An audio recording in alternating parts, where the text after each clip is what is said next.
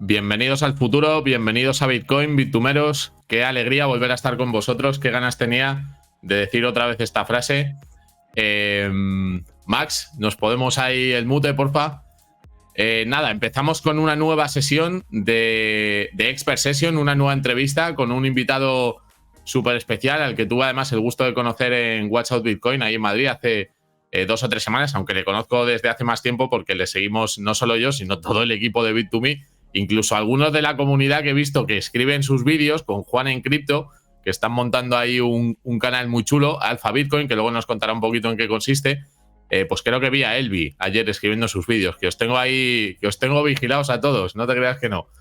Bueno, él es Gael Sánchez Smith, como muchos sabéis. Bueno, tiene un currículum que da gusto, es ingeniero industrial, graduado con honores por la Universidad de Exeter. Luego me dirá si me equivoco en algo. También máster en filosofía moral y política por la Universidad de Salamanca y máster en economía por el Centro de Estudios SOMA. Estábamos hablando justo ahora, antes de empezar, y me comentaba que también ahora mismo es profesor en el IE y que está haciendo muchísimas cosas, ¿no? Aportando un montón de valor. Vamos a tener una conversación muy entretenida porque vamos a tocar de temas de actualidad, económicos, de situación global, macro, que nos gusta tanto a todos y también hacia dónde vamos, ¿no? En qué punto de la historia estamos a nivel monetario y del dinero y qué es lo que se avecina o bueno, potencialmente qué es lo que se avecina. Nadie podemos predecir el futuro, pero yo creo que podemos por lo menos viajar juntos, ¿no? En este camino. Así que sin más, vamos a dar paso a Gael y empezamos con la entrevista.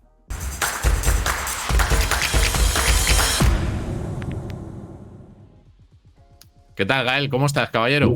Muy buenas, Javier. Pues muy bien. Y la verdad que encantado de estar aquí contigo. Un placer. Gracias por la invitación. Pues nada, un placer. Estaba comentando, ¿no? Que nos conocimos, tuvimos ahí ocasión en Watch Out Bitcoin, un eventazo que tuvo lugar en Madrid. Y nada, me encantó las participaciones en las mesas que tuviste. La verdad que hubo ahí, como sabes, un nivel tremendo. Y tenerte hoy con nosotros, pues se agradece un montón. Sí, te he introducido bien, ¿no? Sí. Universidad de Exeter, Reino Unido. Me fui para allá de chaval cuando acabé el bachillerato. Y luego, pues, me centré más en el tema de la economía y la filosofía también como hobby, pero que yo creo que tiene bastante vínculo con la economía también. Al final, la economía antes era parte de la filosofía. Así que me decanté más por ese camino, por el camino de la economía y la filosofía. Y al final esto me llevó a Bitcoin, ¿no? Que yo creo que es como la gran revolución económica de nuestros tiempos, como decía. Luego tú también, Gael, has trabajado en el sector financiero, ¿no? Cuéntanos un poquillo, ¿por qué trabajos has estado? Sí, yo hice la carrera, como te decía, en Exeter, en Reino Unido, y comencé a trabajar luego en un fondo de inversión, empresa de trading en Londres. Trabajaba con renta fija, con bonos alemanes. Trabajaba en una mesa, esto era en 2011, 2012, era una mesa de trading de renta fija alemana. El Bund, el Bubble y el Schatz, que son los bonos a 5, a 10 y a 1 años. Y era un momento muy interesante porque había un gran tumulto, era un momento financieramente muy convulso porque estaba la crisis de deuda europea, 2011-2012, justo después de la quiebra de Lehman. Y la verdad que aprendí un montón en esa época trabajando para esta empresa. Y luego pasé a trabajar para también una empresa del sector financiero, pero más en el ámbito del software, y estuve en Latinoamérica varios años, unos 4 años, y luego volví al trading y a la inversión pues de manera más independiente, autónoma, y me centré mucho en Bitcoin a partir de 2017. ¿Cómo caíste en la madriguera, Gael? ¿Cómo fue tu historia? Pues mira, el trabajo de la empresa esta británica, que te digo, que estaba trabajando como ejecutivo comercial en una empresa de software, lo dejé después de unos 4 años y medio y me hice un año sabático, mochileando por el sudeste asiático. La verdad que un año maravilloso y tenía mucho tiempo libre para leer pues economía, filosofía y entre otras cosas Bitcoin. Yo creo que me acuerdo en un control de aduanas yendo a Indonesia, que conocí a un tipo que hablaba con un fervor increíble sobre Bitcoin. Esto debía ser febrero de 2017. Qué bueno. Y el tipo, teníamos una conversación filosófica de lo típico, ¿no? De los problemas de desigualdad, de los problemas con la sociedad en la que vivimos, y él me dijo, tienes que interesarte por Bitcoin. Y la verdad que, no sé, le vi ese brillo en los ojos y dije este tipo realmente cree en lo que me está diciendo. Entonces le voy a dar un chance y y pasé bastante tiempo de ese viaje sabático, ese año sabático, leyendo sobre Bitcoin y me encantó. Qué bueno. ¿Qué te empezaste a leer? ¿Qué libros te acuerdas por dónde empezaste? Yo creo que empecé sobre todo con Andreas Antonopoulos. Sí, yo también. Sí, con sus vídeos, porque me encanta cómo lo explica y porque no te pierden la terminología técnica, sino que te lo lleva de manera muy directa a lo económico y a lo económico y lo social. Sí, Te explica muy bien lo revolucionario de Bitcoin. Entonces, sí, Andreas me encantó, me gustó mucho cómo lo explicaba y de ahí, pues, Saifedean Ammous, luego leí el patrón Bitcoin, pero Andreas creo que fue mi puerta de entrada, sí.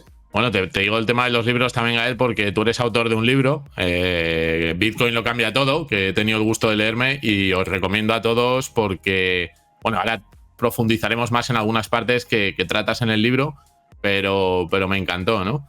Y justo también algo que comentó un asistente del evento donde estuvimos en Madrid, Javier Maestre, que estaba en la mesa de tema de fiscalidad y legislación y tal, dijo, hay un libro que es muy bueno, que es el de 21 topics que están alrededor de Bitcoin y lo dividió en filosofía, tecnología y economía, ¿no? Y ahora está escribiendo el autor un segundo libro que lo hace, depende de tu background, el enfoque y el ángulo que tú le das a entender Bitcoin, ¿no?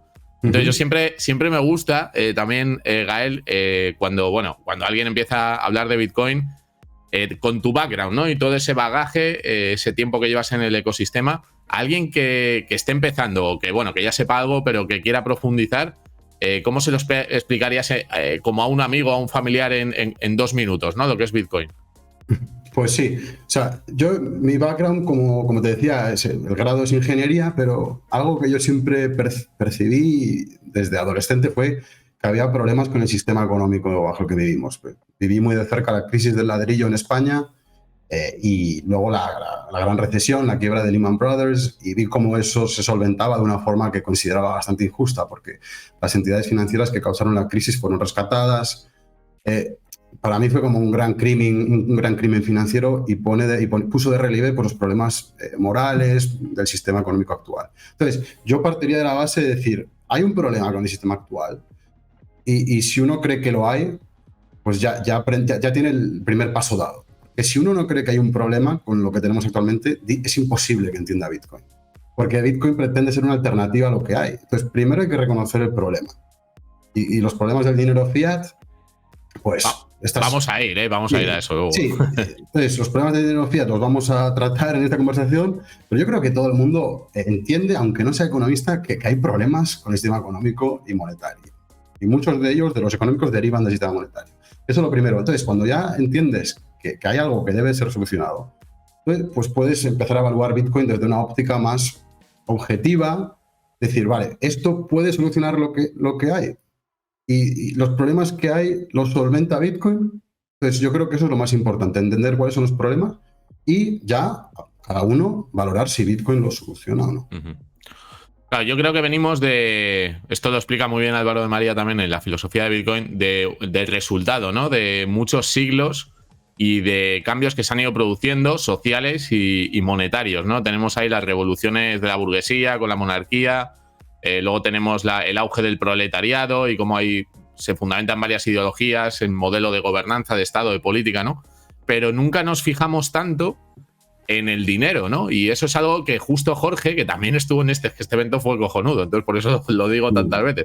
Jorge tuvo una mesa de debate defendiendo un poco el sistema fiat y decía, joder, es que es lo único que hemos conocido. Gael, ¿podríamos hacer un aterrizaje de cómo hemos llegado? A ver, sin extendernos, porque 5 siglos, si los tocamos va a ser mucho, pero sí. ¿Cómo hemos llegado hasta este punto y por qué es tan importante entender cómo funciona el dinero de hoy para ver dónde estamos? Sí, esa mesa a la que aludes fue una en la que hablamos de un poco los riesgos o una mirada crítica sobre Bitcoin, que me gustó mucho porque a veces en el universo Bitcoin parece que somos un tanto fundamentalistas o que estamos cegados, para la gente que nos ve desde afuera puede pensar, esta gente le han comido el coco, porque lo parece, ¿no? Nos manifestamos con tanto fervor, pero en esa mesa precisamente pues pudimos tratar riesgos, cosas que quizá no sean perfectas o consecuencias que quizás serían indeseables de Bitcoin, ¿no? Y una de las cosas que comentabas es que se decía, oye, pero es que la gente no conoce ninguna alternativa. O sea, solo conocemos el dinero fiat. No sé si incluso se llegó a decir que solo ha habido dinero fiat, lo cual no es correcto. No es correcto porque el dinero tiene una evolución y diferentes de dinero, o sea, diferentes tipos de dinero a lo largo de la historia han tenido diferentes atributos. Pues podemos pensar en que inicialmente, y esto lo voy a explicar de forma más somera, ¿no? Inicialmente, pues trabajábamos los humanos, las sociedades humanas, utilizábamos dineros basados en mercancías, como conchas, como la sal, ¿no? De ahí viene el salario, y eventualmente eso fue convergiendo hacia el oro y la plata, porque eran los minerales más escasos, ¿no? Más difíciles de producir y los que mejor preservaban su valor. Entonces, si pensamos que el dinero era una mercancía, fue evolucionando hacia algo que no dejó de ser una mercancía y se pasó a convertir más en una deuda. En una deuda inicialmente por parte de los bancos comerciales empezaron a custodiar nuestro oro y nuestra plata. La banca libre, ¿no? Sí, la banca libre custodiaba el oro y la plata y nos daba unos certificados monetarios. ¿Y esto por qué ocurrió? Pues porque eran convenientes. O sea, al final el dinero obedece una lógica del mercado. O sea, si algo se impone como dinero en el largo plazo es porque es mejor que lo que había anteriormente, ¿no? Igual la sal era mejor que las conchas o viceversa, no lo sé. Y el oro era mejor que el cobre y que el hierro y así, ¿no? Así sucesivamente. Entonces, el dinero deuda que emitían estos bancos tenía aspectos positivos, si no, nunca se habría implementado. ¿Y pues cuáles son? Bueno, pues muy fácil de mover, ¿no? Si tú y yo tenemos certificados bancarios, trozos de papel, en el siglo XVIII, siglo XIX, pues es mucho más fácil que andar moviendo lingotes de oro o monedas de plata. Claro. Y luego también la custodia es mucho más segura, pues porque tú le cedes la custodia a un tercero, a un banco, y tú no tienes que andar en tu casa preocupado, despertándote con una taquicardia a mitad de la noche con un rifle pensando que viene alguien a robarte el oro, ¿no? Pues lo tienes en el banco y estás más tranquilo. Entonces, ese fue la primera evolución hacia la deuda. Pero eso se llegó a un siguiente paso, que fue el dinero fiat. Y a partir de entre el 30 y el 71 del siglo pasado, se cercenó el vínculo entre el oro y la plata y la deuda. Y pasamos estaba fijado, si no me equivoco, Gael, sí. Estaba fijado la onza de oro en $35 el cambio. Sí. Y si te fijas en la gráfica, a partir de 1971, bueno, ahora está en $1.600, ¿no? O $1.700 la onza. Sí, se pierde justo lo que estabas diciendo. Sí, perdona. Sí. O sea, estaba a $35, creo que fue en el 71 esto, y pasó pues el precio actual que mencionas. Pero entonces yo creo que lo interesante es pensar ¿por qué pasamos a un patrón fiat? Y es porque, en parte también porque tiene sus ventajas, ¿no? El dinero fiat es muy fácil de digitalizar. Yo ahora una transferencia la puedo enviar mediante una transferencia SEPA a cualquier parte de Europa sin coste, de forma instantánea. O sea, otorga beneficios que si tienes que andar moviendo oro y plata, pues no tienes. Entonces, la deuda y el mundo, la esfera digital, confiere beneficios en el ámbito monetario. Entonces, ¿qué pasó? Que tiene beneficios, pero también tiene problemas. ¿Y cuáles son los problemas? Pues yo diría que son dos, para que la gente lo entienda. Uno, que el emisor, que es el Estado, tiene arbitrariedad absoluta para emitir cuanto quiera y cuando quiera. Ese es el primer problema. Y el segundo es que hay un elemento de censura, arbitrariedad, no solo en la emisión, sino también en la censura. Un Estado puede congelar activos de reserva, un banco puede cerrarnos la cuenta, puede impedirnos transaccionar con alguien que ellos crean que no sea aceptable. Entonces, el dinero fiat es muy fácil de censurar y muy fácil de producir. Y eso nos ha conducido un poco a la situación en la que estamos actualmente, ¿no? Con mucha inflación y en la que la gente busca alternativas. Y ahí es donde entra Bitcoin, ¿no? Yo creo que es el siguiente paso en la evolución. Antes de pasar a Bitcoin, claro, para que la gente, porque has pintado muy bien la línea del tiempo y un poco esa transición, ¿no? Pero claro, esto tiene unas consecuencias sociales. Por ejemplo, hablamos de nuestra generación, ¿no? La generación millennial o la generación Z, que se emancipa, se va de casa de sus padres, a los 30 los que pueden, a los 40 algunos ya, porque no pueden comprar una vivienda. O sea, ¿qué es lo que...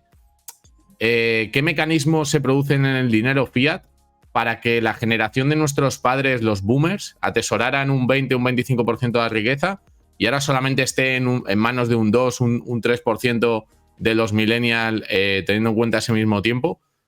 ¿Por qué sucede esto, no? Y si a eso le sumamos pues, el modelo de sistema de jubilaciones que tenemos, sistema de gasto público, etcétera, etcétera. O sea, ¿Cómo se estructura todo eso para que estemos donde estamos hoy? Sí, es buena pregunta. El dato creo que era el que dices, ¿no? Que o sea, la generación de nuestros padres tenían el 21% de la riqueza cuando tenían nuestra edad y nosotros tenemos el 3, creo que era, ¿verdad? El dato que doy. Sí, correcto. Pues es una diferencia realmente abismal. O sea, y para mí esta desigualdad tiene un origen en el sistema monetario, ¿no? Por eso estamos hablando de ella. Y es una desigualdad que no es meritocrática como tal, que obedece a una serie de incentivos que introduce el sistema monetario y que vienen dados sobre todo por esa arbitrariedad. ¿Y por qué digo esto? Pues porque el dinero fiat, cuando el emisor, el Banco Central y los bancos comerciales emiten dinero fiat, lo hacen emitiendo deuda. O sea, el dinero fiat al final es una deuda. Entonces, un banco central lo que hace es intenta controlar la economía de la siguiente manera. Si quiere más actividad económica, baja los tipos de interés y entonces los bancos comerciales crean más dinero, crean más deuda y más dinero. Si quiere frenar la actividad económica, sube los tipos de interés y aspira dinero de la economía. ¿Qué pasa? Que llevamos pues esto empezó en los años 70, este circo, y llevamos pues ya 50 años donde no han parado de crear dinero y crear deuda. ¿Y eso qué es lo que ha producido? Una burbuja de activos enormes. Entonces, la generación de nuestros padres han beneficiado de este sistema de la siguiente manera. Ellos han tenido tipos de interés muy bajos, subvencionados por el Banco Central, y han podido acaparar una cantidad enorme de activos. Son viviendas y otro tipo de activos producidos. Acciones, etcétera. Y para nosotros ahora es mucho más difícil porque entramos al terreno del juego con unos activos totalmente inflados por esta burbuja de deuda. Entonces, pues evidentemente buscamos alternativas. Y aquí es un poco donde estamos, ¿no? Pero yo diría que es eso, el dinero fiat lo que fomenta es esta desigualdad tanto intergeneracional, que es la que acabo de describir, pero hay otro tipo de desigualdad que creo que es súper importante que se sepa también, que es desigualdad social entre clases o entre segmentos de riqueza. ¿Por qué? O sea, lo que el dinero fiat hace muy fácil que alguien que ya tiene activos se haga más rico. Claro, alguien que tiene patrimonio lo que hace es que colateraliza esos activos que tiene y consigue más deuda a un precio bajo que luego pagamos los demás, ¿no? Eso es. Si tú tienes un patrimonio, pues por ejemplo tienes 3, 4, 5 apartamentos, vas al banco, le dices, oye, esto lo quiero hipotecar, quiero que me des esta deuda y para comprar otros 5 apartamentos. Pues con ese... ¿Qué pasa? Que luego esa deuda te la dan a tipos de interés bajos, subvencionados por el Banco Central, pero es que hay inflación que diluye el valor de la deuda y que empuja al alza el precio del activo inmobiliario. ¿Y quién es el que está al otro extremo de este juego perverso? Pues la persona que está intentando ahorrar, que tiene un salario, persona asalariada que no tiene activos, que no tiene riqueza, no puede ir al banco y pedir una hipoteca, porque si tú vas a pedir una hipoteca y no tienes activos, pues vas a tener que poner una entrada que va a ser alta. Entonces, si tú no tienes dinero para una entrada y no tienes activos, no tienes acceso a ese juego. Entonces, estás ahorrando normalmente en una moneda que se está devaluando, el dinero fiat, y estás intentando entrar a esa escalera, ¿no? Esto me suena un poco a Ponzi, Gal? Sí, no, totalmente. Pero es un Ponzi que tiene sus ganadores, eso, porque en el Ponzi al final todo el mundo pierde, pero o al menos los que venden los últimos pierden, pero aquí es que la riqueza se canaliza hacia los que más tienen de forma sistemática. Claro. Bueno, alguien que escuche esto puede decir, bueno, ¿y qué hacemos, no? Porque esto se puede alargar al infinito. Mira en Japón, ¿no? En Japón tiene una deuda del 250 o 260% del PIB o más, por ahí andará. Y su moneda se está un poco desintegrando. Entonces hay gente que dirá, bueno, ya vivimos una crisis en el año 2008, vivimos otra en los años 80. Esta crisis que parece que vamos a vivir, que está a las puertas, ¿se parece a las anteriores? ¿Es distinta? ¿Tenemos que estar más atentos y tenemos que valorar más un activo como Bitcoin que en otros escenarios? ¿Qué visión tienes tú ahí? O sea, yo diría que la coyuntura actual sí que es la ideal para un activo como Bitcoin, porque creo que es una crisis monetaria la que estamos viendo. O sea, 2008-2009, la gran recesión fue una crisis financiera. El sistema financiero había concedido demasiados préstamos hipotecarios, había habido una burbuja inmobiliaria y los bancos tenían un problema en su balance, que su pasivo era mayor que su activo y hubo que recapitalizarlos, además con dinero público, ¿no? Entonces, esa fue una crisis financiera. La actual es una crisis inflacionaria, una pérdida de confianza del sistema monetario que viene dado por unos niveles de deuda súper altos. O sea, si pensamos en la crisis de la gran recesión, la deuda pública y la deuda privada estaban en niveles más bajos, las dos, sobre todo la pública. si pensamos en la crisis inflacionaria que mencionamos de los años 70-80, teníamos unos niveles de deuda muchísimo más bajos también, en torno al 40% de deuda pública. Ahora Estados Unidos está en el 140 prácticamente. Entonces, en los años 70 hubo una gran inflación, como sabemos, que se controló por los bancos centrales subiendo los tipos de interés de forma agresiva. Y eso lo pudieron hacer precisamente porque la deuda no era tan alta. Si la deuda hubiese estado como actualmente en el 140, 150, el Banco Central lo tendría muy difícil para subir los tipos. Porque ¿qué pasa? Cuando tú subes los tipos, las personas y las empresas empiezan a quebrar. No pueden empezar a hacer frente a los pagos de sus obligaciones financieras. Entonces, actualmente están los bancos centrales en un callejón sin salida. Tienen la inflación de los años 70, que es un problema, evidentemente, pero tienen una deuda que triplica la de los años 70. ¿Y qué crees que van a hacer? Pues yo creo que van a intentar buscar un equilibrio entre subir los tipos un poco sin que sean de forma tan agresiva. Oye, pero Estados Unidos ha subido, creo que estamos en el 4 ya, ¿no? De tipos. Sí, pero la inflación está en el 9, entonces los tipos reales están en el menos 4, menos 5. Entonces, si realmente quisieran controlar la inflación, pondrían los tipos por encima de la inflación. ¿Qué pasa? Que la tesis que yo manejo es que no pueden hacer esto. O sea, si ellos quisieran realmente controlar la inflación, pondrían los tipos en el 8 o en el 9. Pero si hacen esto, el Estado quiebra, las empresas y las familias también. Entonces, ¿cuál es la alternativa? ¿No? Tú me preguntabas, ¿qué van a hacer? Pues obviamente no tengo una bola de cristal, pero lo que creo por los incentivos y por cómo leo la situación es que van a dejar que la inflación corra a unos niveles más altos de lo que nos tienen acostumbrados. El objetivo suyo es el 2% de los bancos centrales del mundo, que es un objetivo absolutamente arbitrario que no obedece a ninguna lógica del bien común ni de la prosperidad económica. Es algo puramente... Luego recuérdame que te pregunte por este tema de la inflación al 2% y por la deflación de Bitcoin, si en un modelo económico con una moneda deflacionaria, como dicen muchos economistas, que eso no sería posible porque la gente tendería más a ahorrar que a consumir, etc. Pero luego lo vemos. Vale. Luego lo vemos. Perfecto, sí, es un tema también. Pero actualmente sí, volviendo al tema de controlar la inflación, yo creo que tanto tú, imagínate que tú o yo somos banqueros centrales, o sea, y estamos ante esta tesitura. No es fácil decir, ¿tú qué haces? O sea, no, yo imprimiría. Claro, es que si subes los tipos mucho, causas la Gran Depresión, la segunda parte, y eso ya sabemos que no acabó bien. Entonces, por ejemplo, lo de Sri Lanka o la situación que tiene Argentina y otros países que están ahí con Japón, es un caso bastante interesante también. O sea, serían casos de quiebra, de países que van hacia la quiebra. Bueno, Japón no, porque no está subiendo tipos, pero claro, su moneda se está yendo para abajo.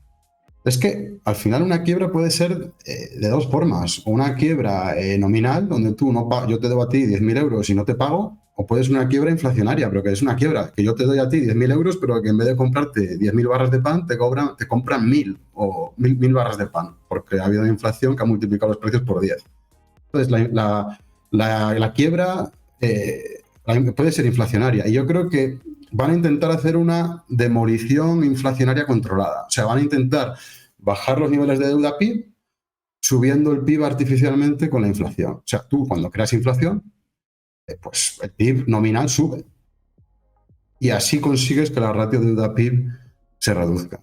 Es lo que creo que van a hacer. Y para eso, pues, me imagino que van a subir el target de inflación, y esto ya he visto que The Economist está hablando de ello, está diciendo, oye, ¿por qué no lo ponemos en el 4?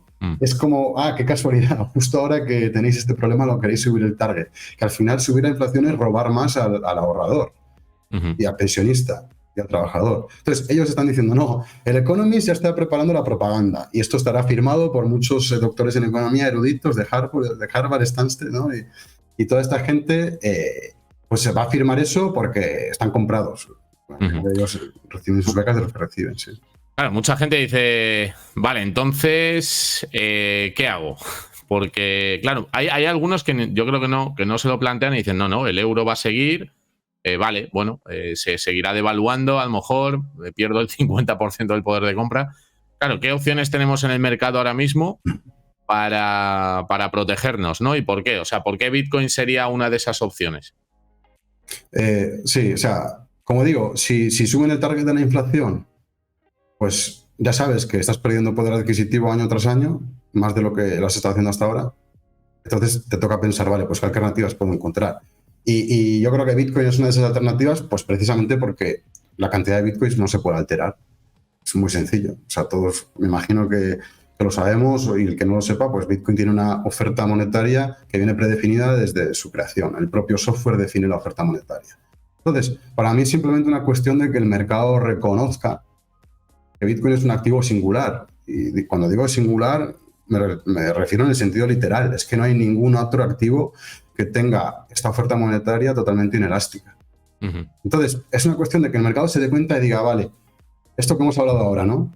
El mercado, yo creo que se piensa que Jerome Powell puede ser como Volcker y puede subir los tipos por encima de la inflación. Y por eso ha castigado tanto activos como Bitcoin. Pero cuando el mercado, o si tú y yo estamos correctos en nuestra tesis, si yo estoy correcto en mi tesis, pues el mercado va a decir, vale, para un momento, hemos estado anticipando algo que no se va a poder dar.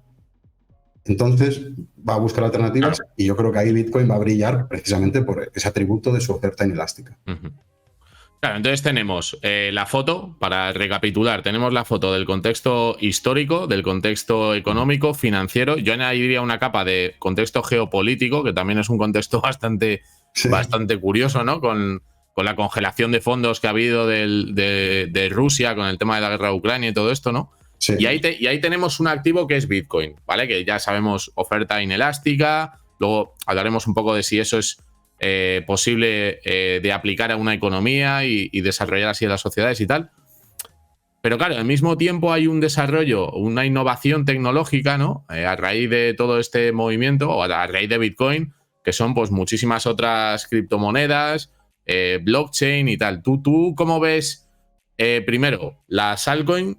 ¿Cómo lo percibes y cómo crees que se va a desarrollar eso, y si tiene algún desarrollo o se puede comparar de alguna forma con lo que Bitcoin cumple, ¿no? Que es una alternativa monetaria muy, muy concreta? Y luego hablamos de blockchain, si quieres. Vale, sí. Sí, justo he estado enseñando esto en la universidad las últimas semanas, o sea que lo he estado investigando más a fondo y como que llego a conclusiones parecidas en los últimos 2 años, ¿no?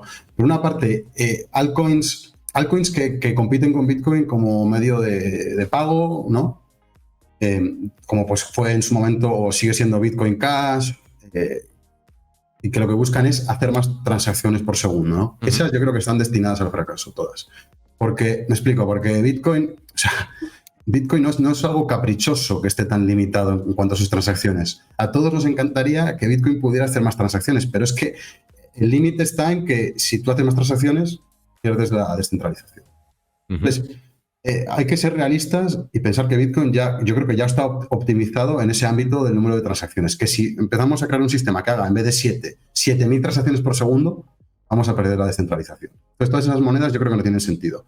Luego, otro aspecto de los pagos que sí, creo que sí es interesante es el de la privacidad. O sea, todos sabemos que Bitcoin no es pésimo para la privacidad, porque la capa base es totalmente transparente. Entonces, creo que hay otro tipo de proyectos pueden tener sentido para las personas que buscan utilidad en la privacidad de pagos. Y luego ya entraríamos al mundo de los smart contracts, ¿no? Y, sí. Antes de eso, las stablecoin que quizás sean como una especie de transición para los usuarios, ¿no? Que están acostumbrados a utilizar una cuenta bancaria y enviar a otras cuentas bancarias, ¿no? Pues que tuvieran este modelo con paridad 1 a 1. ¿Tú cómo lo ves, el tema de las stablecoins? ¿Le ves futuro? ¿Crees que se van a usar? ¿O crees que las CBDC van a entrar y van a desplazar completamente a este tema de las stablecoins? Yo sí que creo que las stablecoins tienen su lugar porque realmente Bitcoin ahora actualmente es súper volátil. Entonces hay gente que quiere tener un activo digital que no sea expropiable, pero que no tenga la fluctuación de Bitcoin, la volatilidad de Bitcoin. Y ahí es donde entran en juego las stablecoins, que lo que te permiten es hacer pagos, hacer transferencias sin un intermediario. Y yo creo que eso puede tener sentido, sobre todo, igual no tanto en Europa, ¿no? Porque y esperemos que sigamos así, no tenemos regímenes autoritarios por ahora, pero por ejemplo, si uno está en Argentina o en Venezuela, donde hay restricciones al movimiento de capitales, y claro, si tú eres una persona pobre, tú no quieres ver cómo tu patrimonio se dilapida un 80% porque Bitcoin tiene un bear market. Entonces, tiene sentido que tú tengas un dólar digital, una stablecoin del dólar o del euro, para poder preservar el poder de compra en momentos donde Bitcoin está con volatilidad a la baja.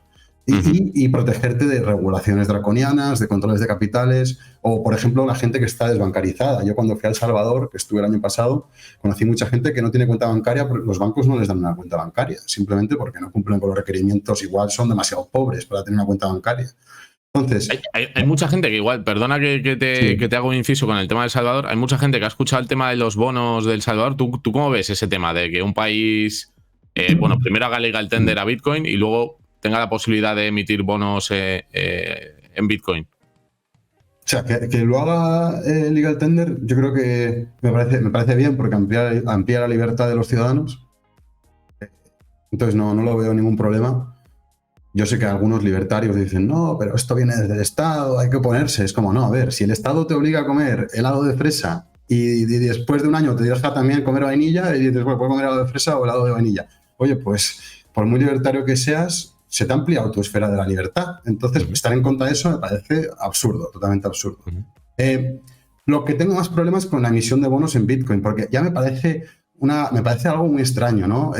Bitcoin es súper volátil. Tú que vas a emitir un bono denominado en dólares respaldado por Bitcoin, si Bitcoin te puede caer un 80% y ese bono es impagable. No, es que simplemente, no es que lo vea mal desde un punto de vista ético, simplemente no lo veo como algo bastante imprudente y no querría que mi gobierno lo hiciese, la verdad. Bien, no le doy mucho sentido. Sí. Y perdón, bueno, habíamos cerrado la parte de las stablecoins que comentabas, ¿no? Que en El Salvador, pues bueno, que habías estado allí y poco a poco se irá adoptando, que tiene ahí su propio monedero y tal. Y para cerrar ese bloque, ¿no? Que era un poco las altcoin, para el tema de pagos más rápidos y hablamos de la descentralización, de las stablecoin. Luego está la tecnología, ¿no? Que siempre se dice la tecnología que subyace a Bitcoin, que es blockchain. Sí.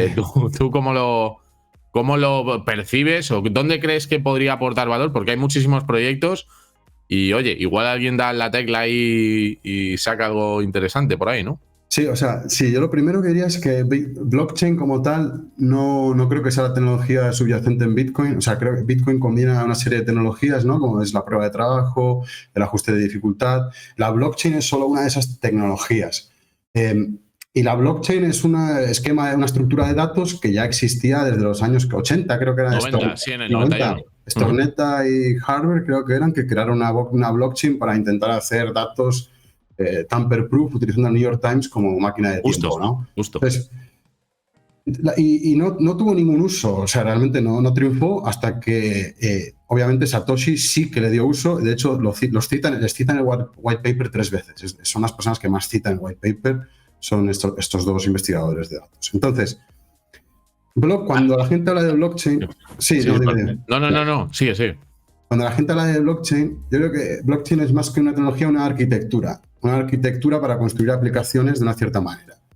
Y lo mejor para entenderlo es pensar en Bitcoin. ¿Qué es lo que hace Bitcoin diferente del sistema monetario actual? Pues lo hemos dicho. Por una parte, que nadie puede cambiar las normas, nadie puede crear nuevas monedas. Y por otra parte, que es universal. Todo el mundo puede crear una cuenta, todo el mundo puede transaccionar. Esto es lo que diferencia a Bitcoin. Por esto Bitcoin tiene valor. Si no hiciese esas dos cosas, pues no tendría ningún sentido. Entonces, la idea es aplicar esos dos atributos de Bitcoin a otros ámbitos de la economía. Y decir, bueno, pues voy a meter... Y eso es una arquitectura, ¿no? Entonces, cuando uno dice arquitectura blockchain es... vamos a aplicar esos principios de diseño de Bitcoin a otros ámbitos, ¿no? Como puede ser, pues, lo que hemos dicho, las finanzas, el DeFi, ¿no? O crear una red social con arquitectura blockchain, o un nuevo Uber en la blockchain, o vamos a poner Telepizza en la blockchain. Pues a ver... Ojo, Telepizza en la blockchain, ojo, ¿eh?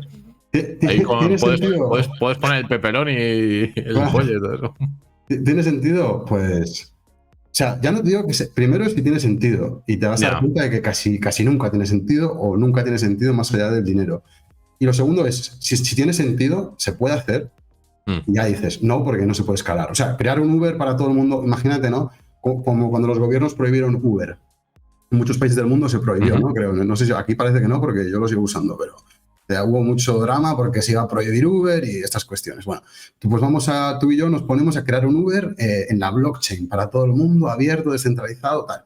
Bueno, ya empiezan los problemas rápidamente porque dices, esto que hemos creado es inmutable. Entonces, cualquier cambio que queramos hacer va a ser un lío tremendo porque va a haber que poner de acuerdo a todos los nodos. Entonces, si queremos meter patinetes en nuestro Uber blockchain o queremos meter por repartidores de pizzas o queremos meter cualquier otra cuestión, ya hay un problema. Y luego el otro gran inconveniente es que las blockchains no escalan bien. O sea, que tienen un límite en cuanto al throughput o el número de transacciones que pueden hacer. O sea, que tú estos otros protocolos de consenso que hay en el mercado, Proof of Stake y otros, bueno, no es específicamente para darle escalabilidad, ¿no? Proof of Work lo tenemos en Bitcoin, pero hay otros protocolos que en teoría son más escalables. Pero claro, la seguridad y la forma de conseguir ese consenso también cambia. Sí, por ejemplo, Proof of Stake se supone que es más escalable y que no sacrifica descentralización. Lo que pasa es que no sé si has visto el porcentaje de bloques que son OFAC compliant, que ya estamos por, creo que el 80, ¿no? ¿Qué significa eso? Para la gente que... o sea, ha habido un cambio de Ethereum, de Proof, como todos sabéis, de Proof of Work a Proof of Stake, y hay algunos bloques que están en esta situación especial que comenta Gael. ¿Podrías explicar en qué consiste ese caso? Sí, o sea, como he dicho, la idea de la arquitectura blockchain de Bitcoin y de Ethereum es que sean universales, que cualquiera pueda transaccionar, abrir una cuenta, no hay que mandar tu DNI ni hacer KYC ni nada. Pues para eso los mineros tienen que introducir todas las transacciones sin discriminar contra nadie en la blockchain. ¿Qué pasa? Que en Bitcoin eso se consigue mediante la prueba de trabajo. O sea, tú como tienes una red de mineros descentralizada, ninguno de ellos puede censurar a alguien que no le cae bien. Esto es así, esto es muy importante entenderlo, solo si no hay un agente o un grupo de agentes que controla más del hash rate. O sea, incluso Bitcoin podría ser censurado. Y este yo creo que es uno de los principales riesgos para Bitcoin. ¿Cuándo podría ser censurado? Pues si un agente, imaginémonos, controla más de la mitad del poder de minería, podría, de manera totalmente arbitraria e unilateral, podría decidir quién transacciona y quién no. Y eso sería un problema gravísimo para Bitcoin. Entonces, Bitcoin esto lo impide ahora porque tiene una red descentralizada de mineros. ¿Qué pasa con Proof of Stake? En Proof of Stake, en vez de un minero, hay lo que se llama un validador. Y de nuevo, estos validadores no pueden censurar siempre que un validador no controle más de la mitad del stake. Entonces, aquí hay un problema con Ethereum, que es que el stake se está hipercentralizando. O sea, tienes entidades como Coinbase, Kraken, Lido y Binance que controlan más de la mitad. Entonces, a día de hoy, esas 4 entidades, o 3 de ellas, creo, ya podrían decidir quién transacciona y quién no. Claro, si tuvieran una cierta presión esas entidades, ¿no? Y le dijeran, oye, esto hazlo así o hazlo de esta otra forma. Y luego, aparte, otro de los puntos importantes de Proof of Work y Proof of Stake es Proof of Work tiene un sistema de incentivos económico detrás. O sea, tú tienes que comprar una serie de máquinas y además consumir una determinada cantidad de energía para poder llevar a cabo esa prueba de trabajo. Pero con Proof of Stake simplemente son los tokens que están creados en la red. O sea, no hay una inversión inicial que digamos, exija, ¿no?, a esos creadores de la blockchain. Pero bueno, son cosas... Es muy importante, es muy interesante porque imaginémonos que el gobierno americano dice aquí en un mes, mira, Kraken, Lido y Coinbase. Esta es la regulación, a partir de ahora vais a censurar. Bueno, estas 3 entidades no tienen ningún coste operativo, que es lo que te refieres, no tienen ningún OPEX. O sea, en Ethereum, validar transacciones no te cuesta nada. Pero si hace lo mismo el gobierno americano con 3 mineras, por ejemplo, Marathon, Bitfarms y Hut 8, 3 mineras americanas, ¿no? Cada una de ellas, imaginémonos que componen más de la mitad del hash rate y les dice, a partir de ahora vais a censurar. Bueno, en Bitcoin es muy diferente la cuestión porque el gobierno americano tendría que pagar esas facturas o esas mineras y probablemente esas mineras pues tendrían algún tipo de oposición. Hay un coste para validar transacciones en Bitcoin que no hay en Ethereum. Y luego otra cosa muy importante, que es que tú en Bitcoin, tú puedes en otra parte del mundo engendrar o producir nuevas máquinas, nuevas ASICs para diluir el porcentaje de los atacantes. Pero en Ethereum no, o sea, tú no puedes comprar o producir en una fábrica nuevos Ethereums porque la oferta ya está predefinida. Entonces, básicamente, Proof of Stake yo creo que hace compromisos muy serios en cuanto a la capacidad, a la resistencia a la censura. Y yo creo que lo más probable es que acabe siendo capturado por el gobierno americano. Serio.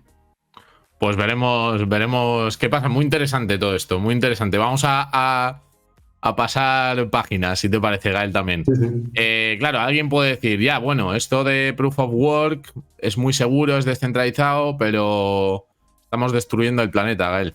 Estamos consumiendo la energía de todo el mundo y no...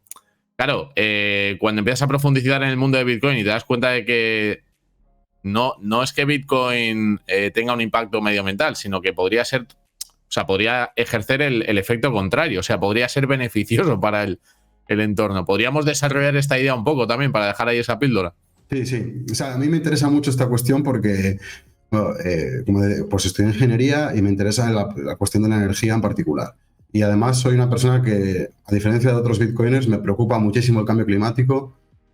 Soy muy ecologista, o sea, yo crecí en Cantabria yendo al monte y a los bosques a pasar el fin de semana en la naturaleza y creo que el cambio climático es una amenaza súper acuciante y muy real para la humanidad y para el planeta. Entonces, partamos del punto de partida de que me preocupa esta. Yo a ver, que he sido un poco gracioso al tirar la pregunta.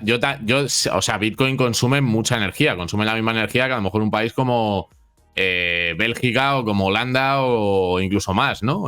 Sí. No sé si está ya en el tamaño de algo parecido a Polonia o tal. O sea, que consume. Y esa electricidad tiene emisiones de carbono asociadas. Y el carbono, los gases de efecto invernadero, causan cambio climático. Yo eso lo tengo clarísimo, ¿no? Y lo digo porque quiero ser una voz disonante porque muchos bitcoiners, creo que la mayoría lo niegan y no estoy de acuerdo, ¿no? O sea, me parece que es un error negarlo.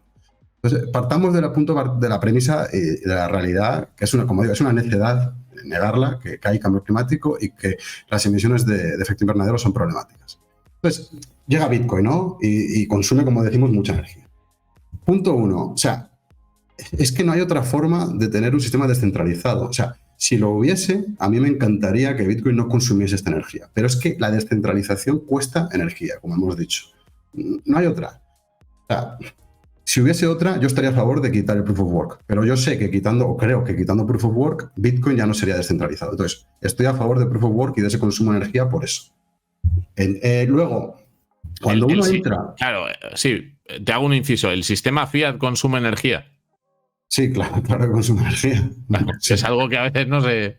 No, Sí. Te lo digo por ese cálculo que se hace de esas 6 transacciones por segundo que puede procesar la mainnet de Bitcoin, que dicen, joder, es que te sale la transacción por el mismo consumo que tiene una casa en Estados Unidos al mes, ¿no?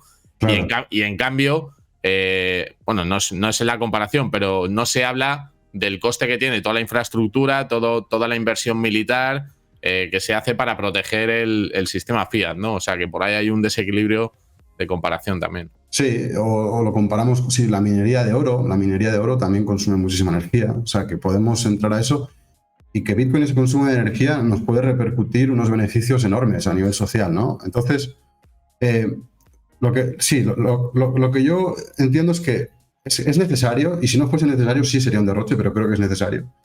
Y dos, como dices tú, aporta una utilidad social, pero el tercer punto, que es el que mencionabas al principio, cuando formulabas la pregunta, es que cuando uno entra a estudiar el consumo energético de Bitcoin es muy interesante porque se nutre en un gran porcentaje de energías renovables, energías limpias. ¿Y por qué? Pues porque Bitcoin consume la electricidad con el menor coste marginal.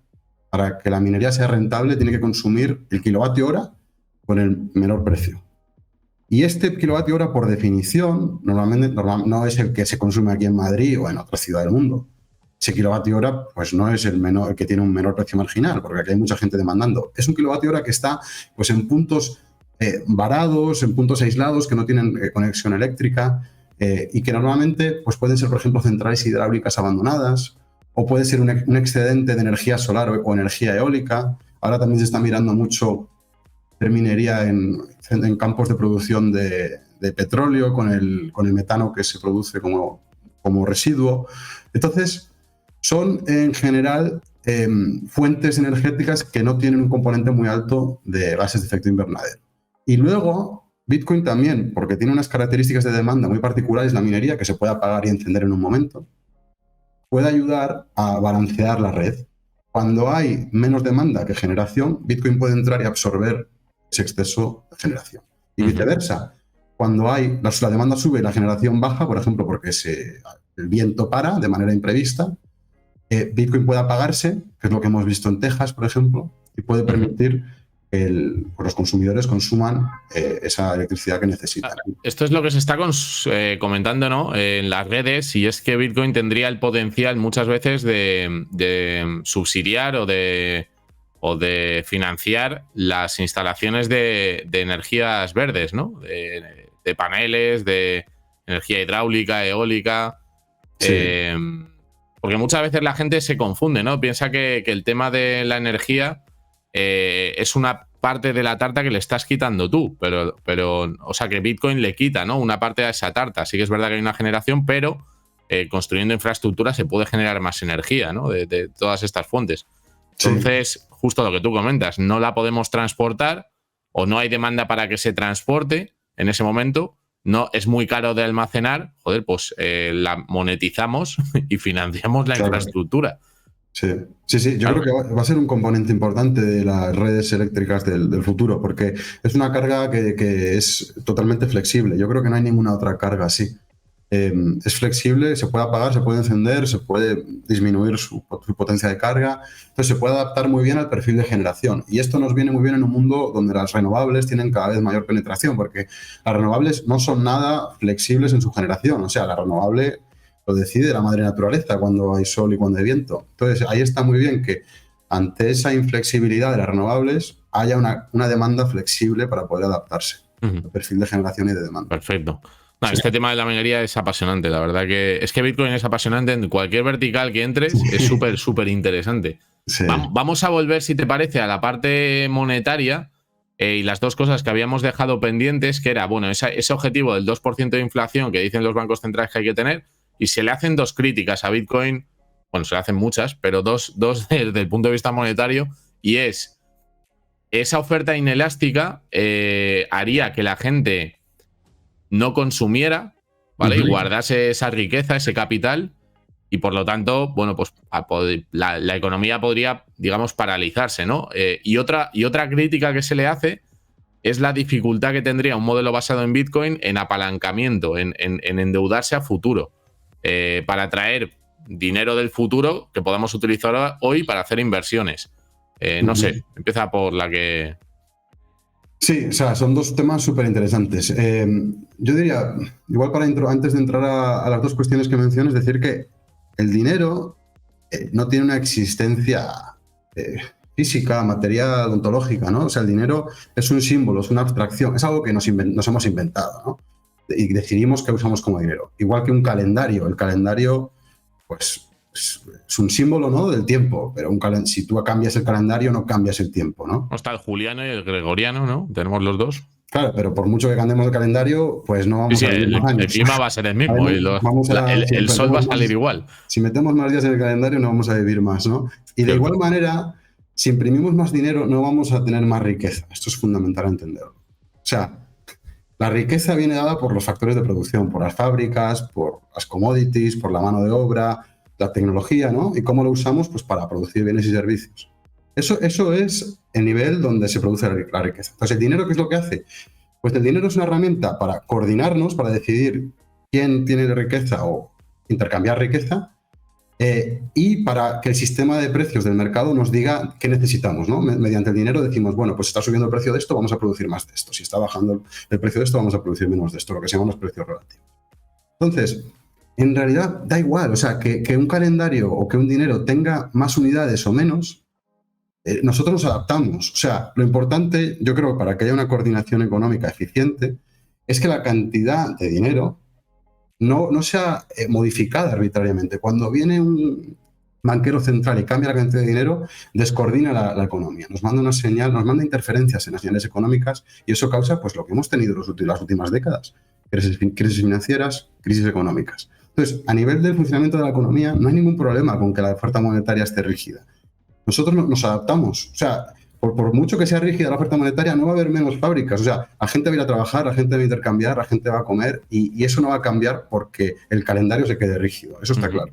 Y luego, lo que sí que va a cambiar es quién va a recibir esa riqueza. Porque el dinero, cuando introducimos nuevo dinero, distribuimos riqueza. Y por eso el dinero es un sistema tan opaco y tan perverso, porque lo que mucha gente cree que es un mecanismo... El de ahora, el fiat. Sí, el fiat, mucha gente lo ve como dice, bueno, esto es dinero, esto es así, o sea, no hay otra manera. En realidad es un mecanismo para redistribuir riqueza, y lo hemos dicho antes.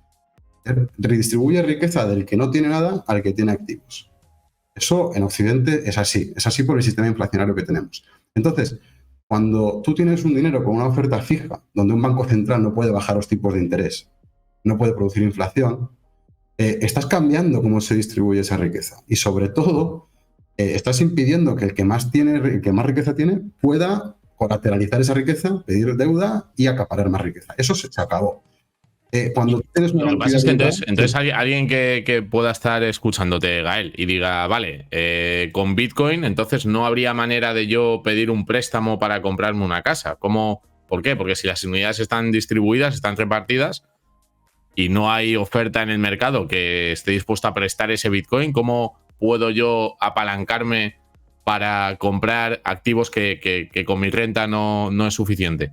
Claro, o sea, yo creo que ahí la deuda estaría muy limitada al corto plazo, porque a largo plazo habría una tendencia deflacionaria y la encarecería mucho. Entonces, el tema de la vivienda, yo creo que lo que veríamos es una bajada enorme de los precios de la vivienda. Yo creo que actualmente la vivienda está hiperinflada porque es un activo especulativo. Como hemos dicho, los boomers la han inflado y actualmente pues, comprar una vivienda cuesta, no sé cuántos salarios, 30, 40 salarios anuales o más, es que depende, ¿no? 30, 40 salarios anuales, y que bajo Bitcoin uno podría alquilar y ahorrar y luego pues comprar la mayor parte de la vivienda en el futuro. Pero luego lo interesante también yo creo que es cómo creas una empresa. Si tú no tienes acceso a la deuda, ¿no?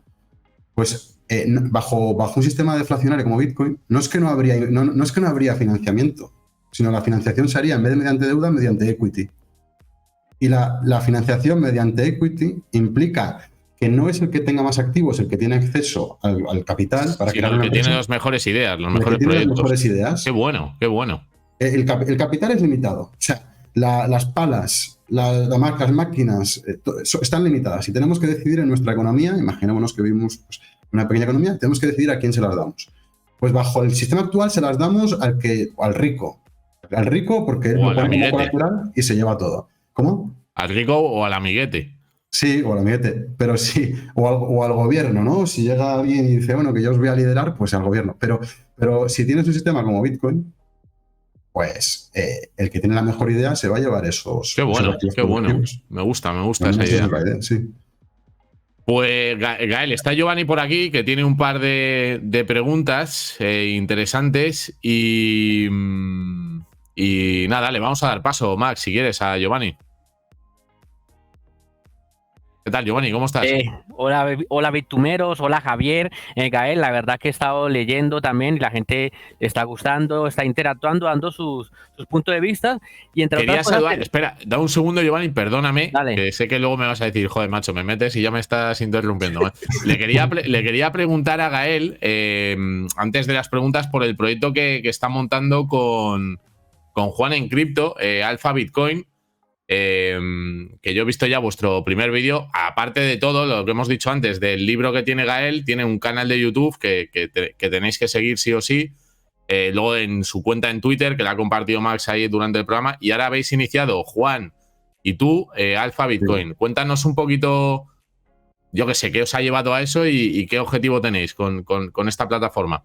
Sí, genial. Pues sí, la verdad que es un proyecto que hemos lanzado la semana pasada y básicamente tanto Juan como yo nos hemos dedicado tanto a Bitcoin los últimos 5 años, 6 años, como a la inversión en general. Juan ha trabajado en Private Equity, yo trabajé, como os decía, en esta mesa de trading, en este fondo de inversión, y también yo he trabajado, pues los dos hemos invertido a cuenta propia y sobre todo en Bitcoin, mercado en general en los últimos años.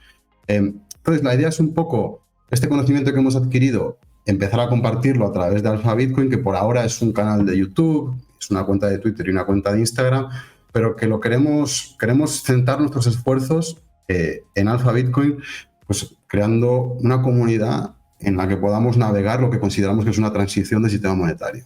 Y todo desde el punto de vista de la inversión y la economía. Al final nosotros no nos vamos a meter en la parte técnica, que ya la tocan mucha gente de forma pues excelente, y nosotros vamos a entrar en la parte de inversión, de cómo invertir en Bitcoin, cómo usar Bitcoin como herramienta de inversión, cómo valorar otros activos en Bitcoin, porque al final si pensamos que Bitcoin va a ser dinero, pues en el futuro vamos a tener que pensar en cambiar la vara de medir, ¿no? Dejar de usar el dinero fiat y empezar a usar Bitcoin. Entonces queremos crear de momento este espacio, como digo, que son las redes sociales, y luego vamos a crear una plataforma, una página web, una comunidad, y tenemos bastantes ideas que vamos a ir compartiendo, así que encantados si la gente nos quiere seguir.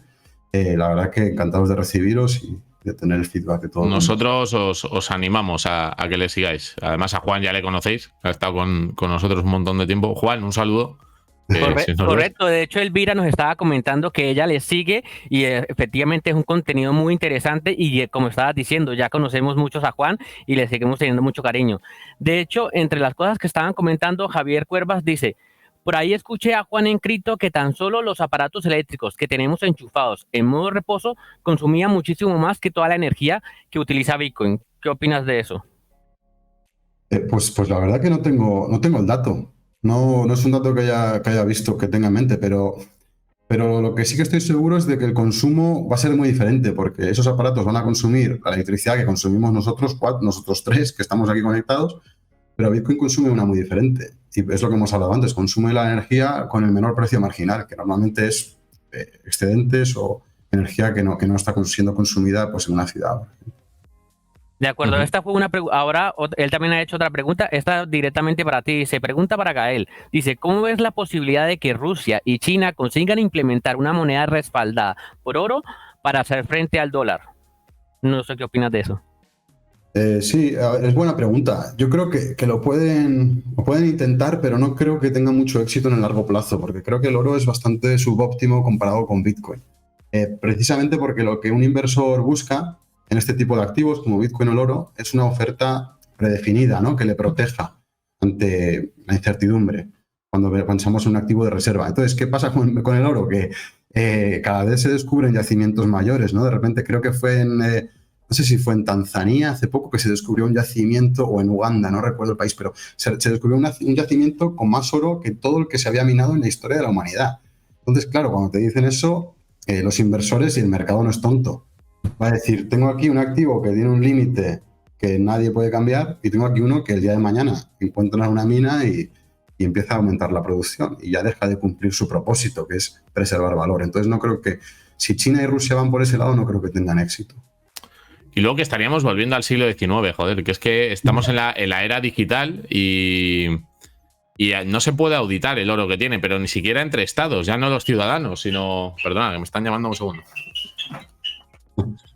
Las cosas del directo es lo que tiene. Oye, la verdad que los asistentes están diciendo que muchas gracias, está siendo bastante interesante lo que están viendo, también nos has escrito incluso por Telegram y efectivamente estoy seguro que van a empezar a seguirte muchísimo más y sobre todo esa conexión que has hecho con Juan Encrito, que se le tiene también mucho cariño, lo dicho. Qué bueno, cosas del directo. Estaba diciendo que si volvemos al pasado, por un lado, y a qué nos llevó, ¿no? Esa centralización del dinero en los bancos centrales, lo que desencadenó fue tensiones muy grandes en Europa, ¿no? Y al final hubo problemas también con el oro. Entonces, el oro, aparte de que no hay esa transparencia que tiene Bitcoin, que es auditable, que me parece importantísimo, sí. Lo que ha dicho Gael, esa escasez programada, es que yo creo que los bancos centrales tarde o temprano dirán: oye, esto es transparente y así podemos ver cuánto Bitcoin tiene el Banco Central de Rusia o el de Estados Unidos.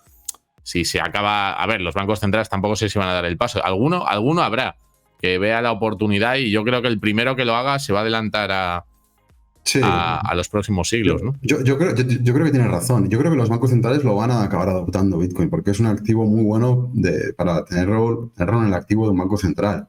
Como dices, es auditable... puede ayudar a fomentar más el comercio internacional. No, y ahí habría una parte de la minería que yo creo que, por teoría de juegos, eso incentivaría a los países entre sí a tener un equilibrio en cuanto a la distribución del hash rate. Porque tú imagínate que, claro, Rusia, Irán o China no van a comprar Bitcoin si toda la minería está concentrada en Estados Unidos, porque se podría congelar esos activos. Entonces, yo creo que eso empujaría a que el hash rate también se distribuya de forma más heterogénea por el planeta y por las naciones. Sí, tiene sentido. ¿Tú Sí. has seguido alguna vez o has visto, igual sí, se llama James Lowery, que es un, Jason, ¿no? Jason Lowery. Jason Lowery. Sí.